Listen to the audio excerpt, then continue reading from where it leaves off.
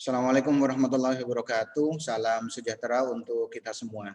Kembali di channel YouTube saya. Hari ini saya akan membahas materi pertemuan kelima di mata kuliah Penelitian Sistem Informasi. Untuk materi pertemuan kelima di mata kuliah Penelitian Sistem Informasi, ada dua tema yang akan saya bahas. Yang pertama, nanti saya akan bahas tentang outline skripsi penelitian ilmiah di kampus STIMIK Nusa Mandiri atau Sekolah Tinggi Manajemen Informatika dan Komputer Nusa Mandiri, dan ada outline skripsi program sains. Seperti apa penjelasan dari outline skripsi penelitian ilmiah dan outline skripsi program sains, inilah yang nantinya akan saya bahas di materi pertemuan kelima ini.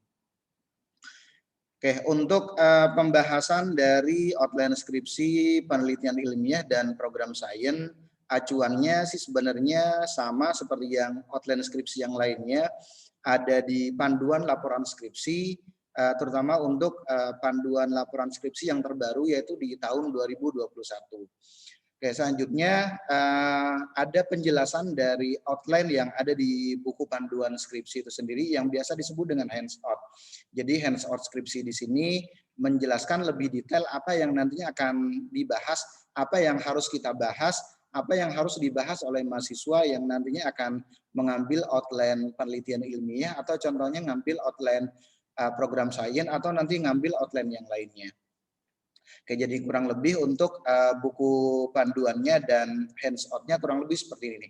Ini kurang lebih untuk buku pedomannya atau buku panduannya yang berisi tentang lebih banyak ke penulisan, selanjutnya pengutipan, selanjutnya pembuatan tabel, selanjutnya pembuatan gambar dan yang lain-lainnya di skripsi yang nantinya akan dibahas. Selanjutnya ada hands-on skripsi di sini yang membahas tentang detail dari outline skripsi yang nantinya akan dibahas. Contoh, di latar belakang masalah nanti apa yang harus dibahas oleh si mahasiswa dan seterusnya. Oke, kita balik lagi ke materi untuk penelitian ilmiah atau untuk outline penelitian ilmiah yang nantinya bisa dibahas oleh mahasiswa. Itu sebenarnya ada dua, bentuknya ada penelitian ilmiah bentuknya individu atau nanti penelitian ilmiah yang bentuknya kelompok. Bedanya di mana? Kalau yang berkelompok nanti ada luaran penelitian yang harus disajikan oleh mahasiswa tersebut, yaitu dalam bentuk artikel ilmiah yang nantinya akan dipublikasikan, dalam bentuk artikel ilmiah atau di artikel ilmiah yang nantinya akan dipublikasikan di jurnal yang terakreditasi ataupun yang tidak terakreditasi. Tapi kalau yang untuk penelitian ilmiah yang individu tidak sampai harus publikasi ke jurnal ilmiah yang terakreditasi ataupun yang tidak terakreditasi. Oke, saya bahas tentang penelitian ilmiah. Outline skripsi penelitian ilmiah adalah skripsi yang membahas tentang penerapan metode atau penerapan model dalam suatu sistem yang dibahas dalam beberapa mata kuliah. Jadi muara dari penelitian ilmiah, baik penelitian ilmiah sifatnya individu atau penelitian ilmiah yang sifatnya kelompok, ini muaranya ada di mata kuliah yang sudah diberikan oleh mahasiswa, khususnya mahasiswa yang ada di jurusan Sistem Informasi di Sekolah Tinggi Manajemen Informatika STIMIK Nusa Mandiri. Contoh, ada mata kuliah Sistem Pendukung Keputusan, mahasiswa juga dapat mata kuliah Data Warehouse dan Business Intelligence, atau contohnya mata kuliah Data Mining, atau contohnya mata kuliah Audit Sistem Informasi. Jadi mahasiswa diperkenankan membahas di salah satu mata kuliah ini. Luaran skripsi penelitian ilmiah dalam bentuk buku skripsi, ini untuk yang individu. Selanjutnya kalau untuk yang berkelompok ada dua, yaitu bentuknya bentuk buku skripsi dan artikel ilmiah yang telah dipublikasi baik di jurnal akreditasi ataupun yang tidak terakreditasi, jurnal internasional bereputasi ataupun yang lain-lainnya. Oke, contoh untuk yang outline penelitian ilmiah yang sifatnya individu, contohnya seperti ini nih.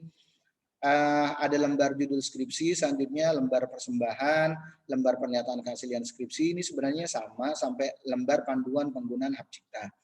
Berikutnya bab 1 yang perlu dibahas ada pendahuluan.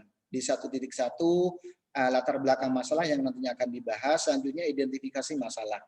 Maksud dan tujuan, berikutnya ada metode penelitian. Metode penelitian di sini yang nantinya akan digunakan oleh mahasiswa untuk mengumpulkan data-data yang dibutuhkan untuk penelitian ilmiah itu sendiri. Mulai dari observasi, selanjutnya wawancara, studi pustaka. Selanjutnya ada ruang lingkup. Berikutnya ada 1.6, nanti ini ngebahas tentang hipotesis. Hipotesis itu kan praduga kan ya. Selanjutnya bab 2, landasan teori, nanti yang perlu dibahas adalah tinjauan pustaka. Kalau berbicara tentang tinjauan pustaka, berarti referensinya dari buku atau e-book yang relevan dengan penelitian yang nantinya akan dibahas. Selanjutnya ada penelitian terkait. Kalau berbicara tentang penelitian terkait di sini berarti referensinya dari artikel ilmiah yang relevan dengan penelitian yang akan dibahas oleh mahasiswa tersebut.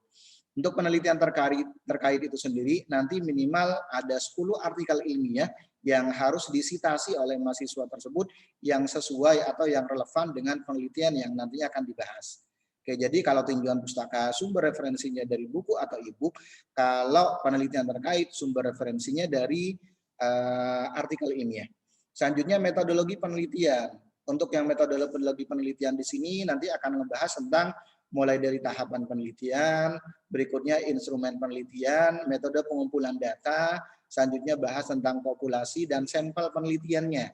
Berikutnya metode analisis data. Ini yang nanti akan dibahas di bab 4, bab 3 metodologi penelitian. Selanjutnya bab 4 hasil penelitian dan pembahasan. Oke, nanti bisa contohnya dibahas di sini memang dibuat lebih simpel seperti ini dengan harapan nanti si mahasiswa tinggal eksplor aja sesuai dengan metode yang dibahas. Kalau contohnya metodenya sudah ada implementasinya dengan menggunakan software, nanti tinggal dibahas contohnya di bab 4 perhitungan manualnya seperti apa, selanjutnya implementasi dengan menggunakan aplikasinya hasilnya seperti apa. Harusnya kan sama. Berikutnya kesimpulan dan saran. Selanjutnya ada daftar pustaka, daftar riwayat hidup, lembar konsultasi bimbingan, surat keterangan riset, dan lampiran.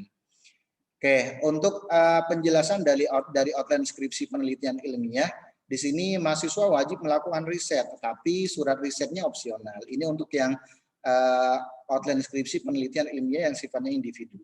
Sumber referensi dari jurnal atau dari artikel ilmiah ada 10 buah artikel ilmiah yang nantinya wajib dibawa pada saat sidang. Selanjutnya untuk latar belakang masalah berisi fakta permasalahan yang ada di perusahaan atau di organisasi yang dijadikan sebagai objek penelitian. Diperkuat dengan minimal 1 kutipan dari artikel ilmiah terdahulu. Jurnal yang digunakan harus memiliki nama jurnal dan ISSN atau volume number.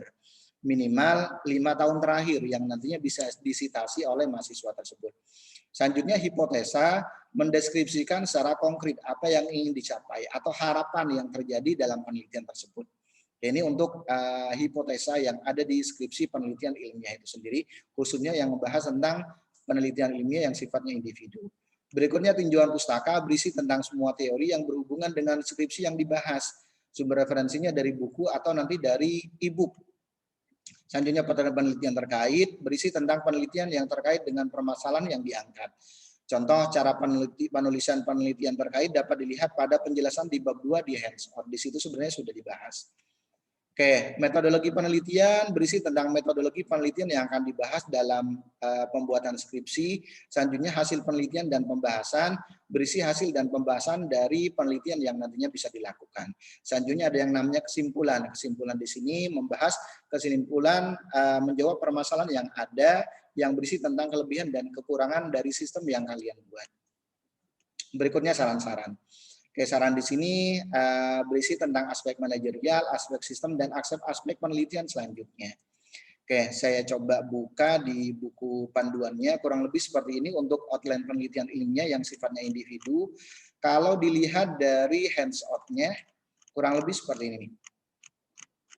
Oke, untuk latar belakang masalah berisi tentang hal yang menjadi latar belakang penulisan skripsi, nanti diperkuat dengan kutipan dari artikel ilmiah yang terdahulu. Jadi kalau memang contohnya ngebahas tentang kredit macet, contohnya berarti nanti solusi untuk mengatasi dari kredit macet nanti akan bisa kalian ambil dari artikel ilmiah yang relevan dengan penelitian yang kalian bahas. Sumber referensinya dari mana? Sumber referensinya dari artikel ilmiah yang nantinya bisa kalian bahas yang memang relevan dengan penelitian yang nantinya akan kalian bahas. Contoh, kalau seumpamanya saya pengen ngebahas tentang kredit macet, contohnya Nanti untuk sumber referensinya bisa kalian cari dari sini nih. Contoh, penerapan metode titik-titik contohnya untuk kredit macet contohnya. Contoh, saya pakai kata kunci contohnya seperti ini. Oke, nanti tinggal kita pilih berdasarkan rentang waktunya dari 5 tahun terakhir. Contoh kalian neliti tahun 2011, 2021. Berarti terakhir artikel ini yang nantinya bisa kalian jadikan sebagai referensi berarti tahun 2016. Tinggal kalian telusurin, selanjutnya tinggal kalian ambil nih. Oke, contoh di sini ada yang menggunakan metode fuzzy MADM, multi attribute decision making. Selanjutnya ada yang menggunakan algoritma C4.5, ada yang menggunakan algoritma Naive Bayes dan yang lain-lainnya. Ini yang nantinya akan kalian jadikan sebagai landasan juga di latar belakang masalah. Selanjutnya identifikasi permasalahan, mengidentifikasi permasalahan yang diangkat. Jadi dari permasalahan yang sudah kalian jabarkan di latar belakang masalah, nanti tinggal kalian ambil poin-poinnya di identifikasi permasalahan. Selanjutnya, maksud dan tujuan. Maksud dan tujuan di sini berisi tentang maksud dan tujuan dari pembuatan skripsi. Oke, berikutnya hipotesis. Hipotesis di sini mendeskripsikan secara konkret apa yang ingin dicapai atau yang ingin diharapkan terjadi dalam penelitian. Contoh, tidak terdapat pengaruh positif antara secure sebuah website belanja online terhadap loyalitas konsumen contohnya. Atau contohnya terdapat pengaruh positif. Contohnya ini yang nantinya akan saya cari. Intinya variabel yang nantinya akan kita uji apakah sesuai dengan yang kita inginkan atau tidak.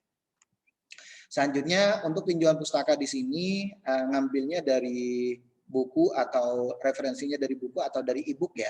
Kan banyak e-book yang ada di internet yang bisa kita bahas. Contoh bisa kalian buka di sini. Ada Google contohnya, selanjutnya ada Google Book.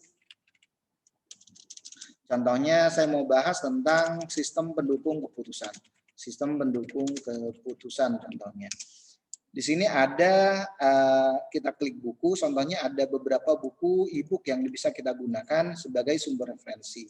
Contoh saya ngambil yang dari Diana tahun 2018, ini contohnya e-book yang nantinya bisa kita jadikan sebagai sumber referensi. Oke, cuman memang tidak semuanya bisa kita ambil gitu, karena memang sifatnya hanya beberapa saja yang nantinya dibahas di sini contohnya. Kalau pengen dapat yang lebih detail berarti mau nggak mau harus beli buku aslinya. Ini contohnya.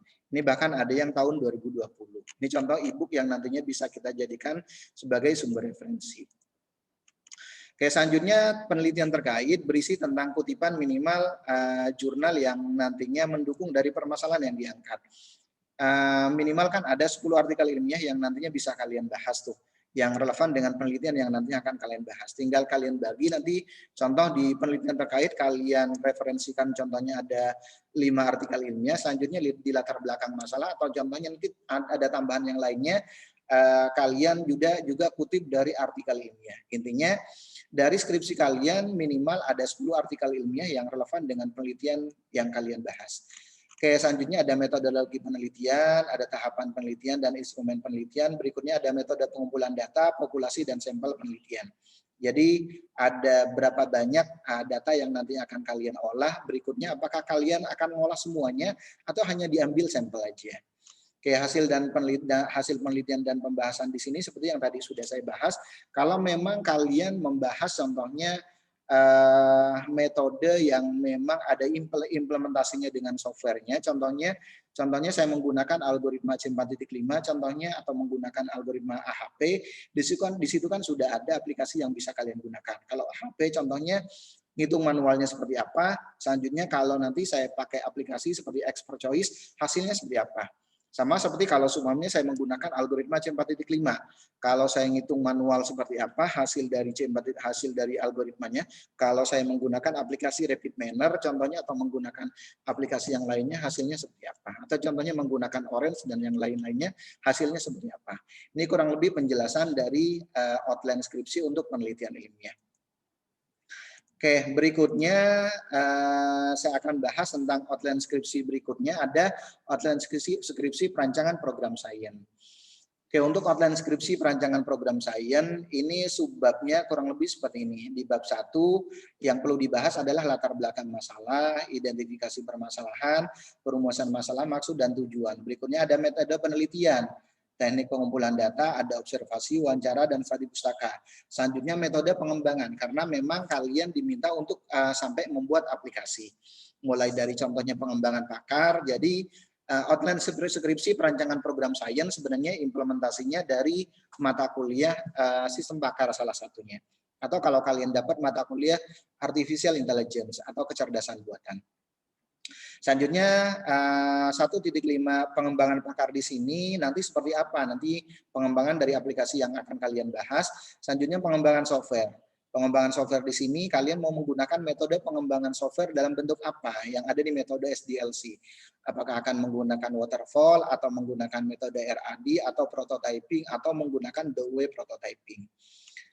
Berikutnya landasan teori, tinjauan pustaka, dan penelitian terkait. Kalau tinjauan pustaka berarti sumber referensinya dari buku atau dari e-book. Selanjutnya kalau penelitian terkait berarti sumber referensinya dari artikel ilmiah. 10 artikel ilmiah yang relevan dengan penelitian yang akan kalian bahas.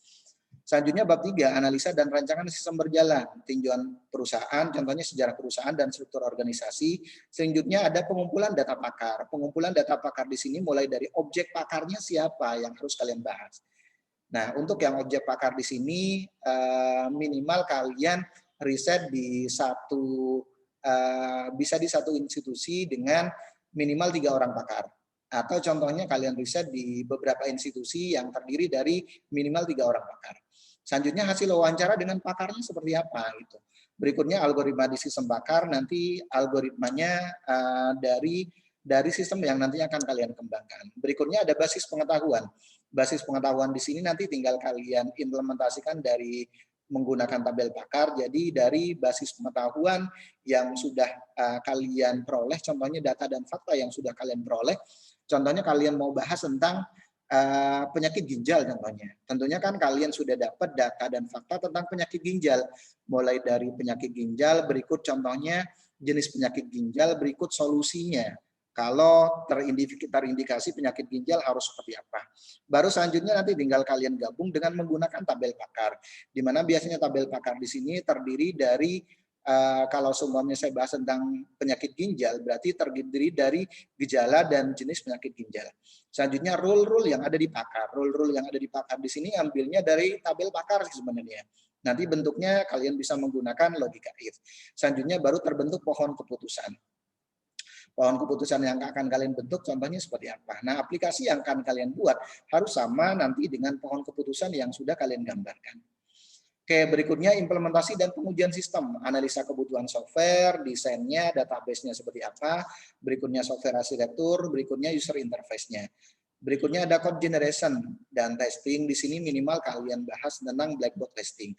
Berikutnya ada support, ada publikasi web kalau memang aplikasi kalian menggunakan aplikasi berbasis web contohnya.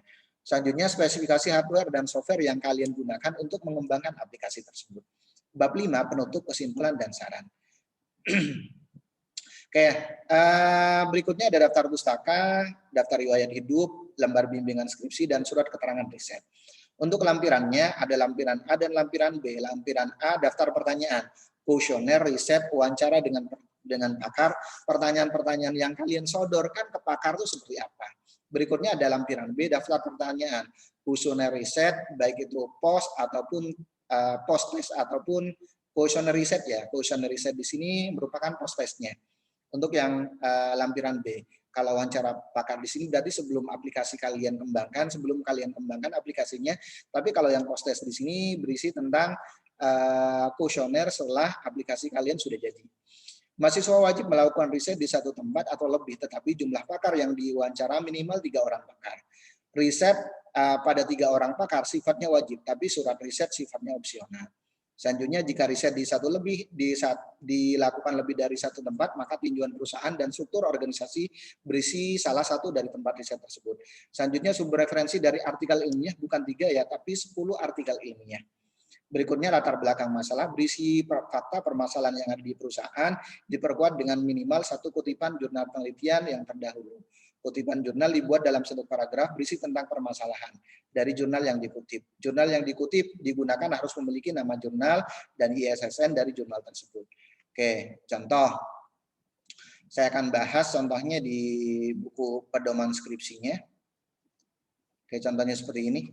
Berarti ada di outline pertama nih. Untuk yang science. Selanjutnya kita lihat di hands-out-nya.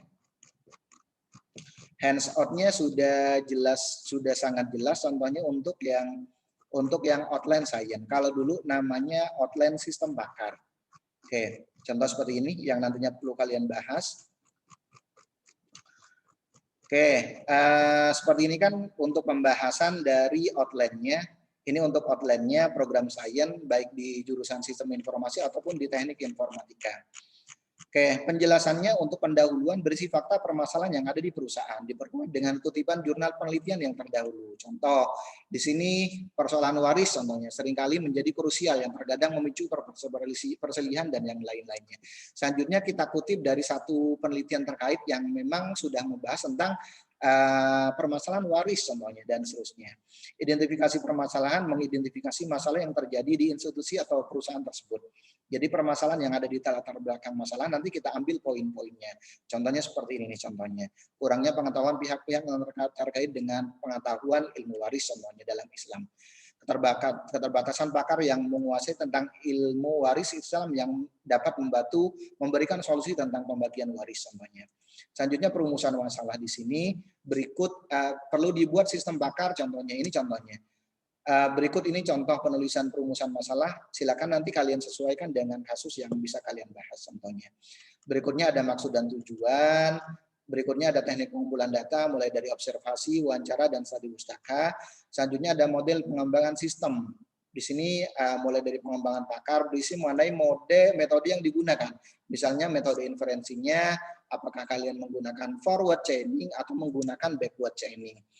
Kayak kalau yang forward chaining berarti ditelusuri dari awal sampai nanti kesimpulannya ada di akhir. Tapi kalau yang backward chaining biasanya kita buat yang namanya praduga atau hipotesis. Baru nanti kita kita telusurin hipotesis tersebut sesuai dengan data dan fakta. Berikutnya metode pengembangan software di sini sesuai dengan metode yang nantinya akan kita kembangkan untuk mengembangkan sistem ya. Jika model pengembangan sistem yang digunakan bukan waterfall, maka nanti tahapannya disesuaikan. Jadi seperti yang ada di mata kuliah contohnya software engineering atau rekayasa perangkat lunak, ada beberapa metode yang bisa kita gunakan untuk pengembangan software. Mulai contohnya metode waterfall, RAD, prototyping, the way prototyping, dan yang lain-lainnya. Berikutnya ada tinjauan pustaka. Tinjauan pustaka di sini berisi tentang teoritis yang nantinya akan kalian bahas sesuai dengan skripsi yang akan kalian bahas. Contohnya konsep dari metode waterfall atau contohnya tentang sistem konsep dari sistem pakar. Selanjutnya metode inferensinya, ada forward chaining dan backward chaining yang nantinya bisa kalian bahas. UML, entity relationship diagram. Berikutnya penelitian terkait. Penelitian terkait di sini sesuai dengan tema penelitian yang akan kalian bahas. Ada 10 artikel ilmiah yang kalian kutip, nanti tinggal kalian sesuaikan yang ada di penelitian terkait ada berapa dan ada di latar belakang masalah ada berapa contohnya. Berikutnya ada analisa sistem berjalan, ada tinjauan perusahaan, pengumpulan data pakar. Di sini objek pakarnya siapa, jabatannya apa, dan sudah bekerja di bidangnya berapa lama dan bagaimana contoh dan sebagainya. Ini yang nantinya bisa kalian bahas. Contohnya kalian bahas tentang sistem pakar diagnosis penyakit ginjal. Berarti pakar ginjalnya berapa orang contohnya, dan CV-nya dia kerja di mana dan berapa lama sudah jadi pakar dari penyakit ginjal. Hasil wawancaranya seperti apa? Hasil wawancara di sini nanti tinggal kalian jabarkan dalam bentuk paragraf aja. Pakar pertama opininya seperti apa, pakar kedua opininya seperti apa, pakar ketiga opininya seperti apa, terkait dengan tema yang kalian bahas. Berikutnya algoritma yang ada di sistem pakar nanti tinggal kalian buat contohnya dalam bentuk flowchart.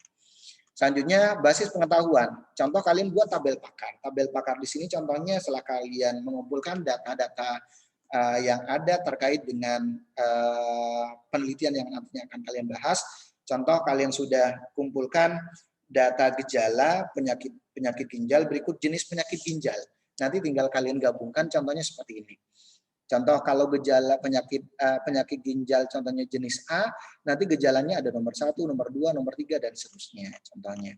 Berikutnya ada rule yang ada di pakar. Rule di sini nanti kalian bisa menggunakan logika if, ngambilnya dari sini.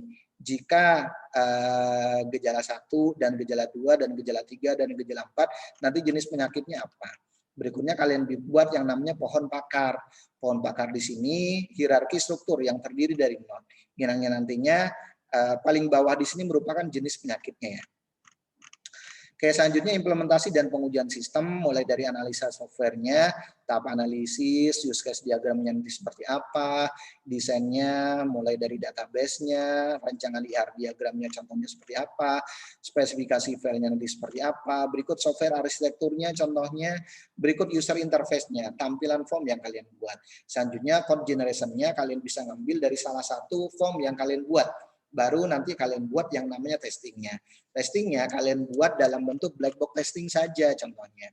Atau nanti kalian buat dalam bentuk yang white box testing contohnya untuk yang ini. Selanjutnya nanti tinggal kalian buat grafik alirnya contohnya. Baru kalian buat yang namanya cyclomatic complexity-nya. Ini contohnya yang nantinya bisa kalian bahas. Berikutnya support, ada publikasi web, spesifikasi hardware dan software yang kalian gunakan untuk membuat atau mengembangkan aplikasi tersebut contohnya. Selanjutnya kesimpulan dan saran. Ini hampir sama dengan outline penjelasan skripsi yang lainnya. Ini kurang lebih untuk penjelasan dari outline skripsi program sains. Contoh nanti kalian biasa buat aplikasi sistem bakar seperti ini menggunakan metode contohnya Dempster Saver contohnya. Contohnya nanti loginnya ada administrator, ada bakar, dan ada pengguna. Contoh, saya bahas tentang sistem bakar deteksi kerusakan kendaraan bermotor. Jadi nanti untuk loginnya bisa menggunakan pakar atau bisa menggunakan pengguna. Kalau hanya menggunakan pengguna, berarti dia hanya bisa melakukan penelusuran. Jadi dia bisa konsultasi aja dengan aplikasi. Tapi kalau menggunakan atau yang loginnya adalah pakar, di samping dia bisa melakukan penelusuran, dia bisa input data dan fakta, jenis kerusakan dan ciri-cirinya contohnya. Ada lagi contohnya dokter sapi, contohnya yang biasa digunakan untuk diagnosis penyakit yang ada di sapi. Ada contohnya sistem bakar diagnosis hama dan penyakit tanaman terong contohnya. Ini yang bisa kalian lakukan. Ada contohnya diagnosis autisme anak dengan menggunakan metode Fuzzy Mamdani contohnya. Ada sistem bakar diagnosis penyakit demam berdarah menggunakan metode Naive Bayes. Oke, ini kurang lebih untuk contoh aplikasi sistem bakar yang nantinya bisa kalian bahas di outline skripsi program sains. Di samping kalian juga bisa membahas aplikasi-aplikasi atau tema-tema yang lain yang nantinya bisa kalian bahas di program sains itu sendiri. Oke, demikian penjelasan dari materi pertemuan ini. Mohon maaf kalau ada kata-kata yang kurang berkenan. Saya akhiri. Assalamualaikum warahmatullahi wabarakatuh dan salam sehat untuk kita semuanya.